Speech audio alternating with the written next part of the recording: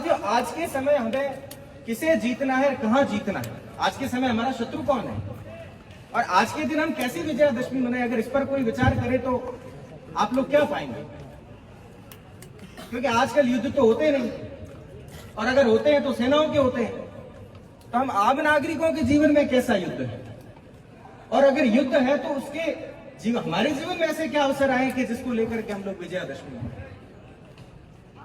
उसके अलावा खास तौर से आज राजपूत समाज का कार्यक्रम है और पूरी दुनिया में परिवर्तन का दौर चल रहा है। प्रकृति के हर पदार्थ में आवर्तन का समय है, भयंकर भूचाल चल रहा है। और इस समय में देखने वाली बात है कि भविष्य में राजपूत समाज की स्थिति क्या होगी, राजपूत समाज कहां खड़ा रहेगा। इस पर विचार खास तौर से मेरे युवा साथियों को करना पड़ेगा। क्या हम लोग इस बदलते आवरण में, इस परिवर्तन काल में खुद अपने जीवन का जो रस, जो ताकत, जिस पर हम गर्व घमंड करते हैं, वो निचड़ चुका है, या हम दीन क्षीण होकर ढह जाएंगे और प्रकृति के साथ इतिहास का वापस किस्सा बन जाएंगे कि लोग बात क्या करेंगे कि राजपूत थे। निसंदेह राजपूत थे, राजपूत है, राजपूत रहेंगे, पर हमारे भीतर राजपूती रहेगी कि नहीं रहेगी, इस पर विचार करना बहुत आवश्यक है। क्योंकि आजकल का समय,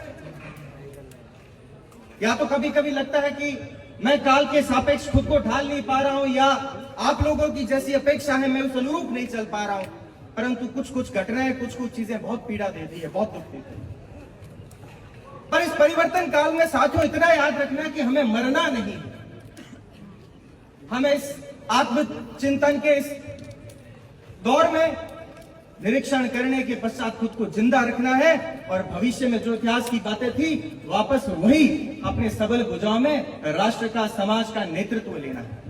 राष्ट्र का, समाज का नेतृत्व लेने से मेरा आशय यह भी नहीं है कि हमें कोई प्रधानमंत्री या मुख्यमंत्री बनना है, परंतु हम वापस वो बनना चाहें कि जब किसी गांव में, ढाणी में जब 50 लोगों का घर होता था और उसमें एक राजपूत होता था, तो वो पंचायती बात करने के लिए वापस हमारी चौखट आनी चाहिए, वो नेतृत्व चाहते।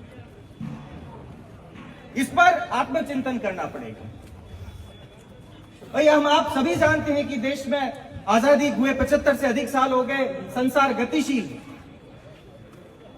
चलते रहना ही संसार का काम है, संचरण करते रहना, बढ़ते जाना, रुकना तो मृत्यु है। और संसार की गति के साथ अगर आप लोग नहीं चल पाए तो हम लोगों की भी मृत्यु निश्चित है। हम लोग कहने के लिए घमंडास दो चीजों पर करते हैं, एक तो हमारे इतिहास पर और दूसरी हमारी गौरवशाली रक्त की तासीर पर कि हम उसके वंशज हैं, हम उसके खून हैं। इसके अलावा तीसरा विषय क्या है, आपसे कोई पूछे तो आप किस पर गर्व करते हैं? अभी इस कालखंड में हमारे पास शायद ऐसे उदाहरण बहुत कम होंगे, हम कह नहीं पा रहे हैं कि हम लोग किस पर घमंड करते हैं, किस पर गर्व करते हैं। मैं, मेरी जितनी बुद्धि प्रकोष्ठ से बहुत कम उम्र है, जितना समझ पाया हूं कि आज के समय में हमें सिर्फ दो चीजों पर काम करने की आवश्यकता है। एक तो हमारी शिक्षा और दूसरा हमारा आर्थिक ढांचा सुधार। आप इन दो पर काम कर लीजिए, सारी चीजें ठीक हो जाएगी, आपको आवश्यकता ही नहीं है कुछ और करने की, बाकी चीजें स्वतः ही आपके जीवन में होती चली जाएगी। पहले के लोग, जब हम लोग, क्योंकि हम लोग ग्रामीण क्षेत्र से आते हैं, बहुत से युवा साथी मेरी उम्र के कहते हैं कि हम लोग शायद पहली पीढ़ी के लोग हैं, हमें एक्सपोजर नहीं मिला, तो हमारे पास प्रॉपर गाइडेंस नहीं थी कि 12वीं के बाद कौन सा कोर्स करें।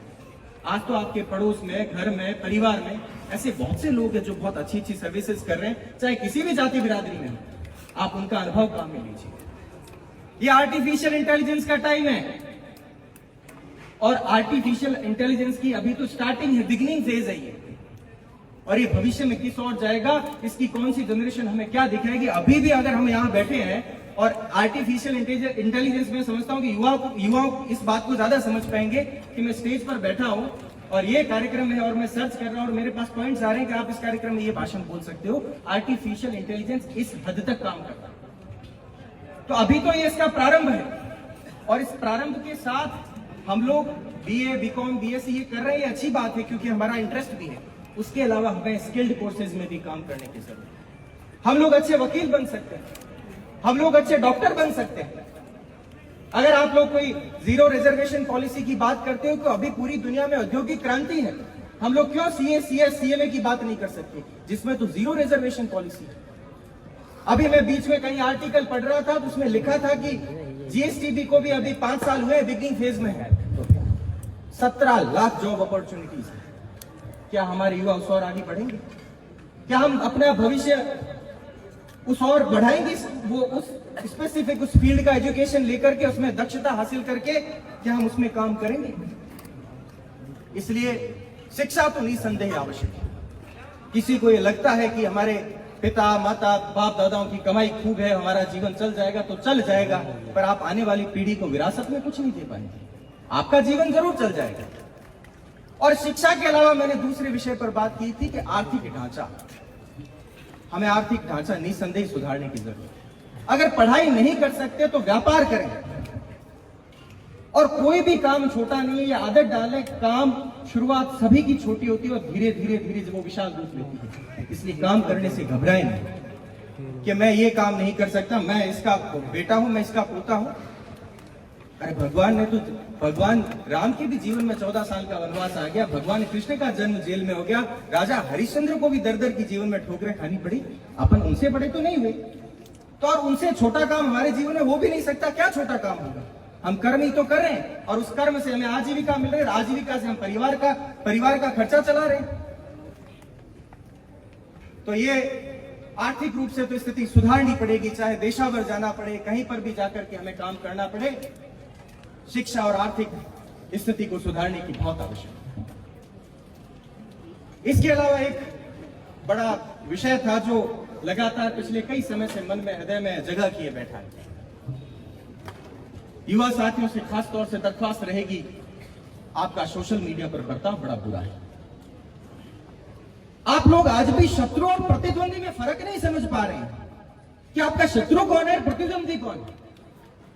You have to differentiate between your enemy and rivalry.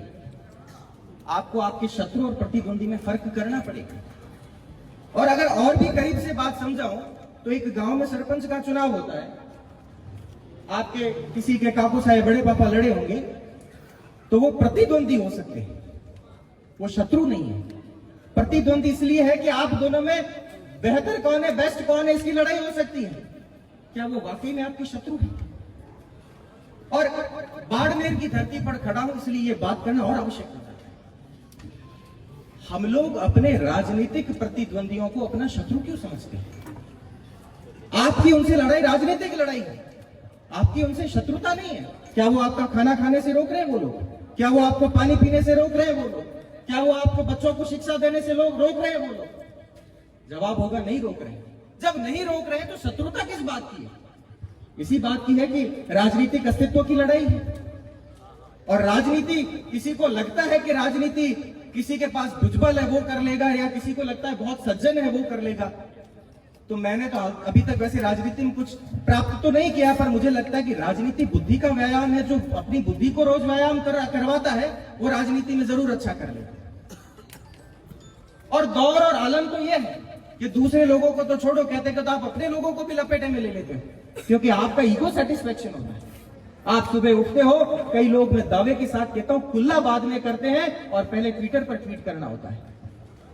आज हमने इसको कह दिया, मेरे इतने लाइक आ गए, इतने रीट्वीट हो गए, और आपको बड़ी संतुष्टि मिलती, खुद को ऐसे एकदम फील होता है कि मैं आज आसमान से ऊपर। ये विचारणीय विषय बन रहे हैं। और एक बात अपने ज़हन में बिठा लो कि समाज को हर प्रकार के नेताओं की जरूरत है। आपको लगता है कि स्पेसिफिक आप अगर एक प्रकार के नेताओं से काम चला लेंगे तो नहीं चल सकता बंधु। जहां सुई काम आती है वहां सुई ही काम आएगी, जहां तलवार काम आएगी वहां तलवार ही काम आएगी। अपने क्षेत्र को, अपने समाज को मानविंदर सिंह की भी जरूरत है, रविंद्र सिंह की भी जरूरत है, स्वरूप सिंह की भी जरूरत है, कुमार सिंह की भी जरूरत है, और भी नेता है, आजाद सिंह की जरूरत है, हमें सबकी जरूरत है बंधु। हम एक दूसरे में अपनी पसंद हो सकती है, पसंद करें किसी को अधिक करें, आपका विषय हो सकता है, परंतु हम इसका आशय ये नहीं कि उनको समझे ही कुछ नहीं कि आप हैं क्या, आपने जीवन में क्या किया। साथियों, संघर्ष अपना सबका बड़ा होता है। किसी का संघर्ष, अगर कोई बंद कमरे में बैठकर यूपीएससी आरएस की तैयारी करता है तो इसका मतलब ये नहीं कि उसने संघर्ष नहीं किया। संघर्ष केवल सड़कों पर नहीं होता है, संघर्ष कतारों में खड़े रहकर भी होता है, संघर्ष बंद कमरों में भी होता है, संघर्ष अपने स्थायित्व के लिए दिन प्रतिदिन लड़ना, उसको भी संघर्ष हो मित्रों। संघर्ष केवल वो नहीं होता कि जो सिर्फ आप पसीने से आगते हैं। संघर्ष एक मनोस्थिति है, और संघर्ष उस व्यक्ति का भी होता है जो रोज सुबह ठेला लगाता है, आज रात को वापस जाऊं घर पे उस 500 रुपए लेकर जाने, उसका भी अपना संघर्ष है। तो संघर्ष को आप एक फ्रेम में बांधिए मत के संघर्ष सिर्फ उतना हो सकता है, बजाय कि बाहर के शत्रुओं को, हमें अपने शत्रुओं को पहचानने की जरूरत है। हमारे अपने शत्रु कौन? हम खुद हैं। आजकल ये रील्स के टाइम में आप देखिए, कोई हमसे इतर कोई दूसरी जाति का, देश में आजाद हुए 75 साल में सबको बराबर रहने का अधिकार है। आप आज अगर राजतंत्र वाली फीलिंग ले रहे हैं, मोनार्की वाली फीलिंग ले रहे हैं, तो गलत ले रहे हैं। इसको दिमाग से निकालिए। किसी भी जाति बिरादरी का कोई वीडियो डाला होगा, मैं नाम नहीं लेना चाहता, अगर अकस्मात निकल जाए तो माफी चाहता हूं, उसके नीचे आप कमेंट करते हैं थू एडो थू वेडो, मैं नाम नहीं लेना चाहता, अगर स्पष्ट लूंगा तो शायद और बुरा लगेगा।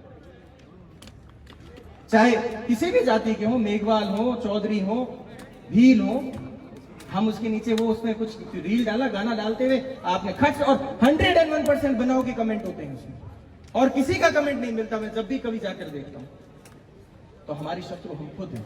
फिर कहते हो कि चुनाव में हमारे साथ नहीं है, फिर कहते हो कि ये लोग हमारी बात सुनते नहीं। यार सुनने के लिए आपने किया क्या ऐसा? और किया था तो आपके बड़ेरों ने किया था, आपने क्या किया है ऐसा? तो अब हमें सबको साथ लेकर चलना है। जो चाहे किसी भी जाति में जन्मा है, उसकी भी अपेक्षा है कि मैं इनके बराबर बैठूं। वो बातें गई। लोकतंत्र ने सबको अधिकार दिया। भारत के कॉन्स्टिट्यूशन के आर्टिकल 12 से 35 में सबको अधिकार है अपने जीवन के। तो हमको सबको साथ तो लेकर चलना पड़ेगा। अपनी रोटी बेटी के संबंध जहां रखिए, उसका गर्व है हमें, परंतु सामाजिक संरचना ऐसी होनी चाहिए कि लोग हमारे पास आने चाहिए कि इन लोगों ने इतिहास के साथ साथ बदलते परिवेश के साथ खुद को भी बदला है, इसलिए ये लोग महान। इसके लिए साथियों इस पर तो काम करना बहुत आवश्यक है। और मैं गर्व करता हूं क्योंकि मैं भी इस कुल जाति बिरादरी का जाया जन्मा हूं, और मैं ये बात अच्छे से समझता हूं कि हम भी आजकल विरोधियों से घिरे बैठे हैं, और ऐसे बहुत से लोग हैं जो पानी पी पी कर हमको कोसते हैं, गालियां देते हैं। पर हमारे लिए एक जवाब है कि शिक्षा और आर्थिक रूप से सुदृढ़ रहते हुए हमें संगठनात्मक शक्ति रखनी पड़ेगी। राजनीतिक रूप से हमें जवाब मौन से देना पड़ेगा, बजाय कि सोशल मीडिया पर किसी संगठन को गाली देकर के या किसी को गाली देकर के। इससे कुछ प्राप्त नहीं होगा सिवाय आपकी संतुष्टि के कि मैंने इतना बड़ा लेख लिखा, उस पर 500 लाइक आ गए। इसके अलावा कुछ भी प्राप्त नहीं होगा आपको। मैं दावे के साथ कह रहा हूं, अगर आपको उस लेख से, आपकी उस ट्वीट से परिवर्तन आ रहा हो तो फिर आप निसंदेह करिए, मैं स्वागत करता हूं उसका। पर आपके ईगो सेटिस्फेक्शन के लिए आप अगर ये ट्वीट और इस प्रकार के काम कर रहे हैं तो इनको बंद करिए। मैं विरोधियों की बात कर रहा था। वो लोग हमको कहते हैं कि इन्होंने शोषण किया, हमारे साथ बुरा किया, बहन बेटियों के साथ बदसलूकी की। क्योंकि आपको लग रहा होगा कि कुछ कठोर शब्द कह दिए तो मौका आपने दिया, मंच आपने दिया, तो माफी चाहता हूं, कुछ बुरा लगा। पर मैं ये इतिहास को इतना थोड़ा सा पढ़ने का मौका मिला, मैं ये सोच रहा था कि किसी समय कोई राजे महाराजे यहां आए होंगे और इस सुनसान सी रेगिस्तान में, अब तो खैर ट्यूबवेल जमीनें हो गई, उस समय यहां पर वो आए होंगे। यहां पहले कोई खेती होती थी क्या, किसानी होती थी क्या? मुझे तो नहीं लगता। तो उनको आप ये जवाब दिया करें कि हम लोग यहां आए, यहां तो न तो पानी के स्रोत थे, न कोई और व्यवस्था थी, आपको किसानी करने के लिए जमीन हमने दी, आपको व्यापार करने के लिए स्थान हमने दिया, और बदले में हमने क्या चुना? हमने चुना ढाल और तलवार। इसलिए चुना कि आपकी रक्षा की समुचित व्यवस्था हो सके, इसलिए चुना कि आपके खेतों के ऊपर अगर खेत पहले अगर रौंदे जाए, खराब हो, मुगलों और आक्रांताओं की आंधी अगर आपके खेत पर से गुजरे, उससे पहले वो हमारे शवों पर से गुजरे। इस पर गर्व करना चाहिए, इन बहसों में हिस्सा लेना चाहिए, न कि उन बहसों में जिसमें जितना आपको अल्प ज्ञान हो और अपनी बात करते। मैं मानता हूं कि अरे राजपूत तो वो हुआ करते थे जो एक तलवार लेकर के निकलते थे तो रियासतों की रियासतें खड़ी हो जाती थी, और ये राजपूत के हाथ में की तलवार कोई हत्या का प्रतीक नहीं था, वो वीरता का प्रतीक हुआ करती। सियाजी जब घोड़े पर तलवार लेकर निकले तो एक समूचा राज्य खड़ा कर दिया। मेवाड़ के एक निर्वासित पुत्र जब उधर दक्षिण की ओर जाता है तो मुगलों का विरोध करने वाले मराठा राज्य का सूत्रपात होता है, और वहीं से एक निकलकर नेपाल की ओर पहुंचता है तो नेपाल में राज्य बसाता है। इसलिए हमारे तो पुरखे जहां जहां ढाल तलवार और घोड़ा लेकर निकले वहां रियासतें बनी है। पर अब लोकतंत्र है, ये गर्व के विषय थे, हमने खूब कर लिया। और इतिहास में यूं ही रहेगा, पर हम भविष्य में क्या करेंगे इस पर हमको विचार करने की आवश्यकता है। मैं सिर्फ अपनी बात इसी बात के साथ समाप्त करूंगा कि शिक्षा पर काम करिए, आर्थिक रूप से सुदृढ़ होइए, मजबूत होइए।